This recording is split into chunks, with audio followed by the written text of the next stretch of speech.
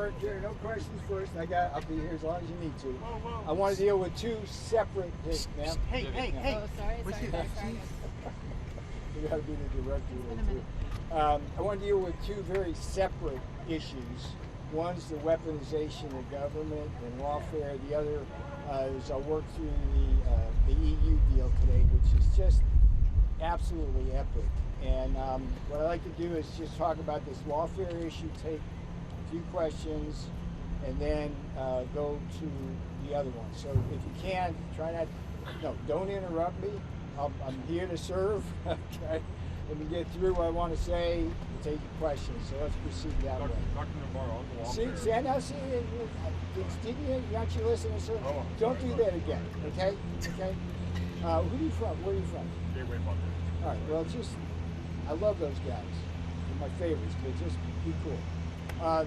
So what I want to talk first about is about, there's an article that appears today in Breitbart News, which deals essentially with an FBI agent named Walter Giardina, who was recently fired by Kash Patel, the FBI director, and the media, led by the New York Times, is trying to make this guy a martyr.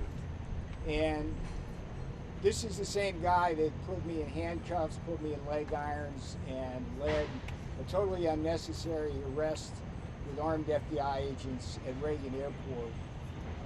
And Perk bought my fiance, and he's a man who I will now show you really helps understand what has been a long-term, consistent, weaponized attack on Donald John Trump going back to 2016.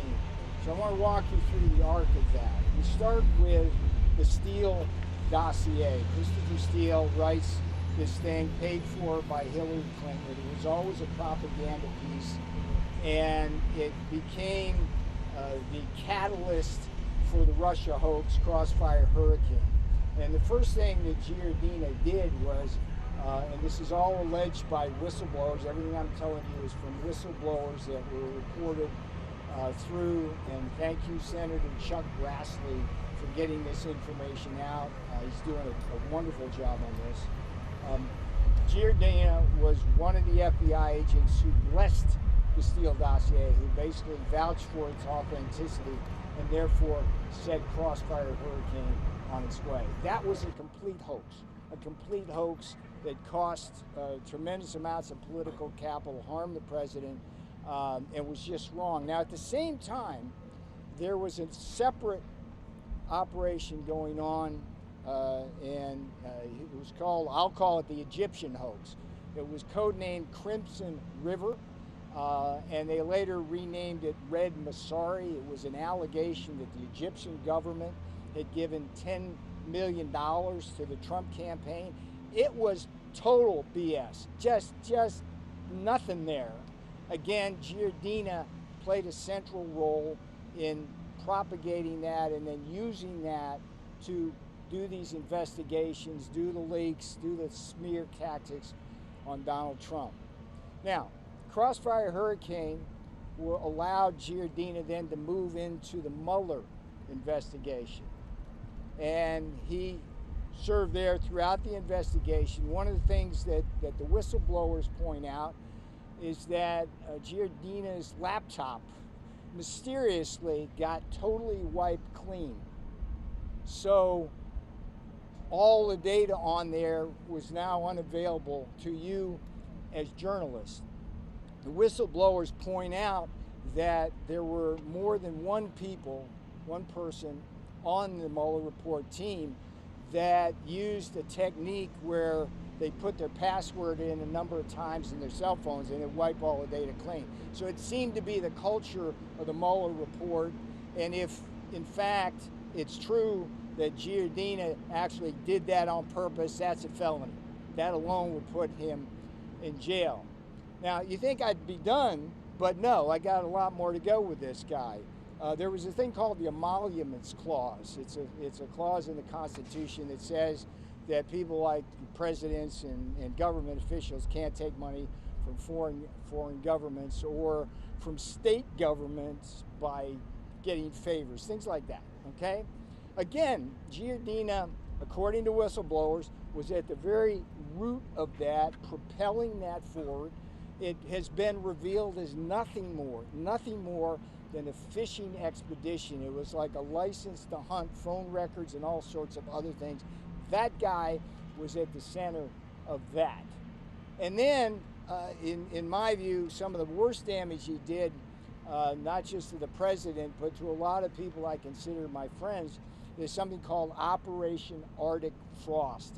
And that was the one that followed J6, that investigated all the events surrounding the use of the Electoral Count Act of 1887, which is a perfectly legitimate tool to call for a recount of votes.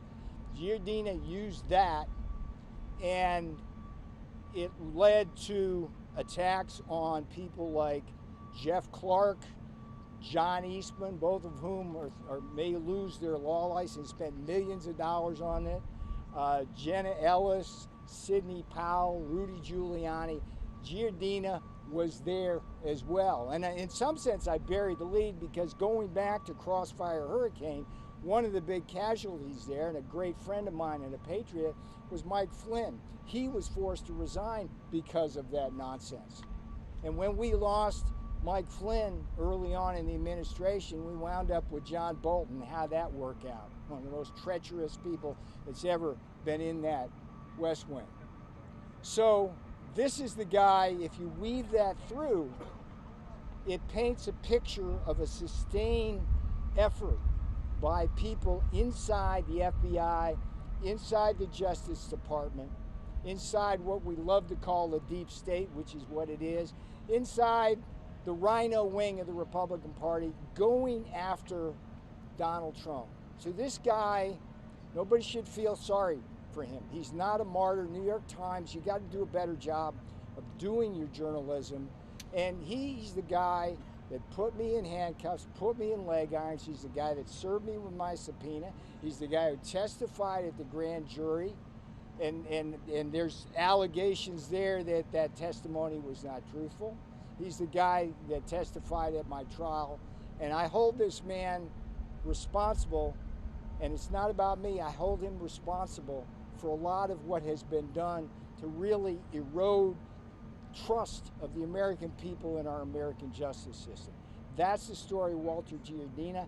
I urge every one of you guys to read the Breitbart article, fact check me, and I dare you to find anything I say in there that's not absolutely true. And if it's absolutely true, that man needs to go before Congress, and needs to be hauled up, and he needs to be held accountable. And it's not just him, it's Obama, it's Clinton, it's Comey, Page, Clapper, Brennan, Schiff, and all the rest of them. Okay, that's that story. I will take some questions now just on that, and then we'll go into the separate thing on EU. Yes, sir. Dr. Farah, thank you. Lord Conrad from Gateway Funny. You wrote in your op-ed, if we don't hold these lawfare scoundrels accountable, they will do it again.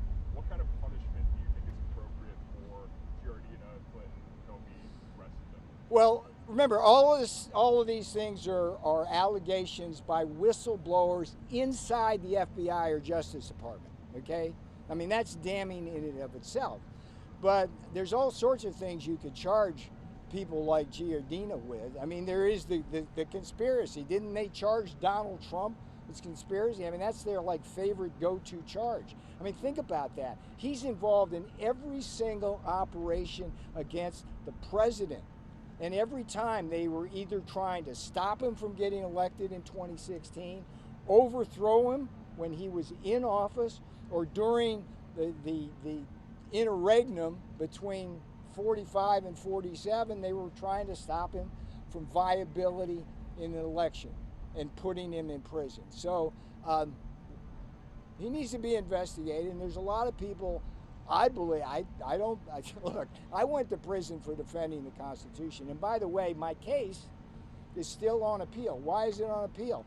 I served my prison time. Why am I still paying lawyers and spending time on that? Because there's important principle constitutionally at stake in my appeal. If I lose that appeal, everybody in this West Wing here, everybody who will ever serve in the White House will be exposed to a choice between getting a congressional subpoena and violating the Constitution or going to prison. So that's a Hobson's choice. All right, what else you got? Anybody on this? Speaking of lawfare, today Yes, sir. a New York appeals court has thrown out President Trump's $500 million New York civil fraud penalty. That was prosecuted by Letitia James last year. Yeah. The appeals court says it was, quote, excessive. What is your reaction? Letitia James is another one that belongs in jail. Look, the Democrats, look, they really overplayed their hand on this because they thought they could take Donald Trump out. They didn't. And in the process, they totally destroyed American people's faith in our Justice Department. And they got him got President Trump a lot of votes because of that. I mean, the book I wrote about it, I went to prison so you won't have to. The whole theme of that thing is that I'm the wake-up call. If they can come for me, they can come for you. So people need to understand that these are bad people. Letitia James, Fonnie Willis in Georgia, Alvin Bragg in Manhattan. The question is, how coordinated were they? And that's a question that needs to be answered by an investigation. Eamon? On the EU, real quick, if we could. We'll get to that. Let me just finish it because it's a really important story. I will give you what you need. Yeah. On the EU, sir? What? Anybody? One last any lawfare? Okay, let's go. On the EU. Very quickly about European. Yeah. Let's do the European. So let me just say a few words on the European Union deal because. In many ways, I can think of no deal more important than with the European Union. I mean, it is, after all, one of the largest entities in the world. It's so important, not just economically, but strategically. But for many, many years, it has been taking unfair advantage of the United States. Consistently higher tariffs, consistently higher non-tariff barriers. And even when we have gone to the World Trade Organization and won on things like agricultural cases, the EU has refused to cooperate. And so we've been in a situation where Germany sells us 7 cars for every one we sell them. We have a massive trade deficit with the EU. The trade deficit itself writ large is a great threat to our national security and economic security, and it's an emergency that we're dealing with. So this is like a really important mountain to climb, and we climbed that. And President Trump got up to the top of the mountain today. So let me, for those of you who haven't read the news yet, I mean, look, think about this. We get Europe reducing all their tariffs to zero. We continue our global tariff to fight the trade deficit at 15%. Wow. Secondly, we will impose 15% tariffs on autos. It's a drop from the 25, but remember, before President Trump took office, the tariff was 2.5% compared to 10 in Europe. So that's a great win. We maintain completely our tariffs on steel and aluminum without exemptions or exclusions. We're getting $750 billion worth of LNG purchases. We're getting $600 billion of investment here in the U.S. in our strategic sectors that we need to secure our supply chains and make them resilient. And we're getting Europe to buy more of our arms in cooperation with the uplifted NATO effort. I mean, in many ways, the Ukraine situation has been a total wake-up call for Europe. And so we're ushering a completely new and beautiful spirit and environment of cooperation with Europe. And nobody would have imagined the success of this. Anybody who criticizes Trump trade policy, including the courts right now, simply has to look at this magnificent achievement that President Trump has secured, not just for the American people, but for Europe and the security of the world. Okay, I'll stop there. So let's go to Eamon first, and we'll go here, and then we'll go here. Yes, sir. So today was the joint statement. Do you have a timeline now for how long before we see the binding legal language? That negotiation apparently still on. No, I'll let you talk to. Is that weeks? Is that months? That's a Jameson Greer thing, but I have coined that expression in Trump time. Yeah. We do things as fast as possible without screwing it up. So we're on that. I mean, it's a great deal for both of us. Why would we delay? Okay. Yes, ma'am. You were with Mediaset, Italian television. Italian television. Largest European broadcaster Yes. ever. So there is a lot of sectors are out of this support. I'm thinking steel. I'm thinking aluminum. I am thinking wine, alcohol, and the digital market. Can you expect something more than 50%, 15% for wine, for instance, and alcohol? I can't speak to that. I can tell you that the experience from the first term with steel and aluminum tariffs is that every time we try to give an exemption or exclusion to one of our allies, they abused it totally. And we learned that it was a slippery slope. So there will be no exemptions, no exclusions for steel and aluminum tariffs. As you may have seen, just this week, we added over 400 new products to the steel and aluminum tariffs.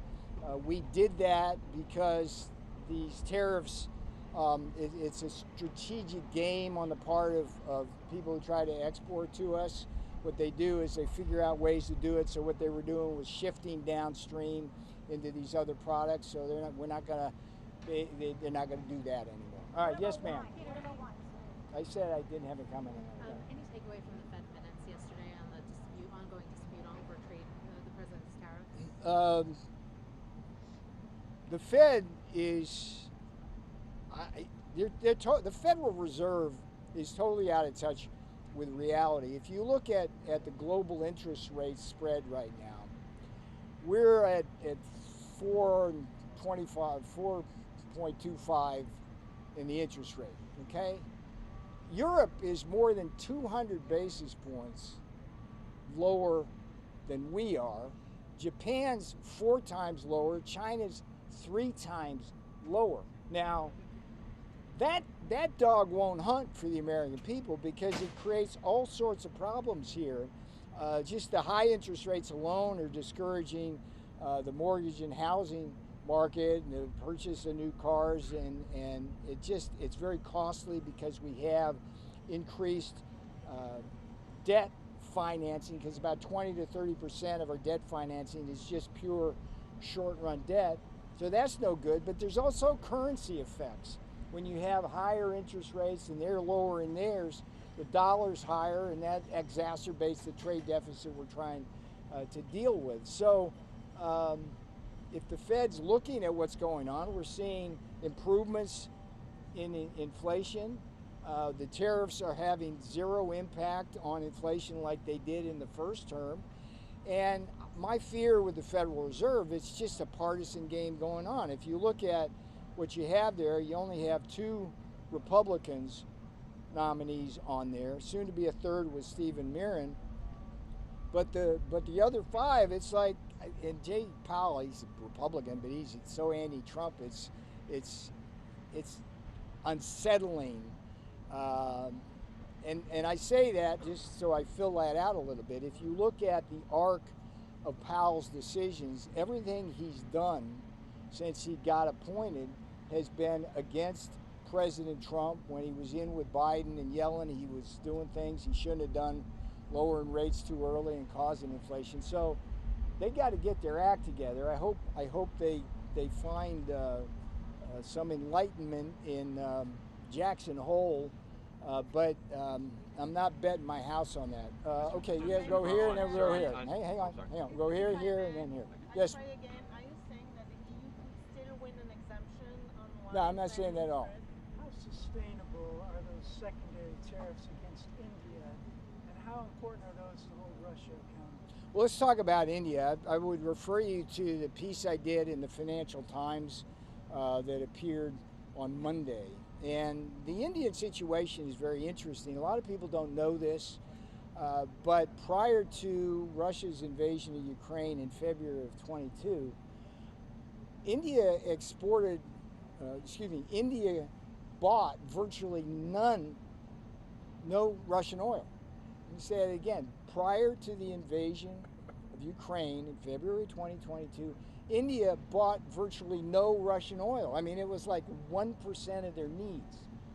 So the argument somehow now, as the percentage has gone up to like 30 and 35%, that somehow they need Russian oil to cool their homes or cook or drive their cars is nonsense. And what I do in the Financial Times article is I illustrate how Russian refiners have gotten in bed with Italian refiners in a game in which they get cheap Russian crude, follow me here, they get crude at a discount, and then they make refined products which they sell at premium prices into Europe, Africa, and Asia. It's strictly profiteering by the Indian refining industry, big oil.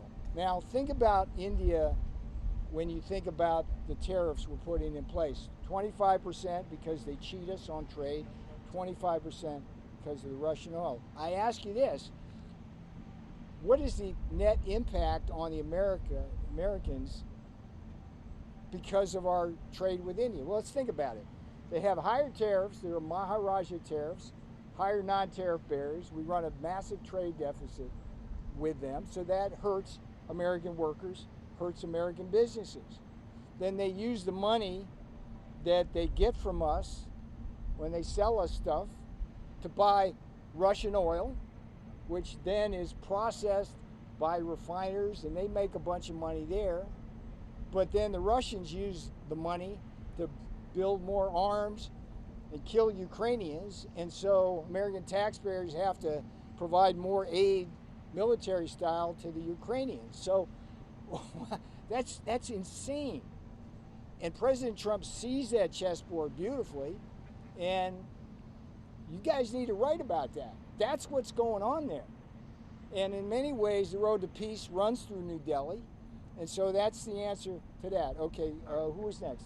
Sir, so sticking with You're India, with EWTN, ONGENS, Global Catholic Network. Okay. Okay, so following up on that question, Yeah. India. Yeah. The doubling of tariffs to 50% is supposed to take place August 27th, just 6 days from now. Yes. Do you see that taking place? I see that taking place. India doesn't appear to want to recognize its role in the bloodshed.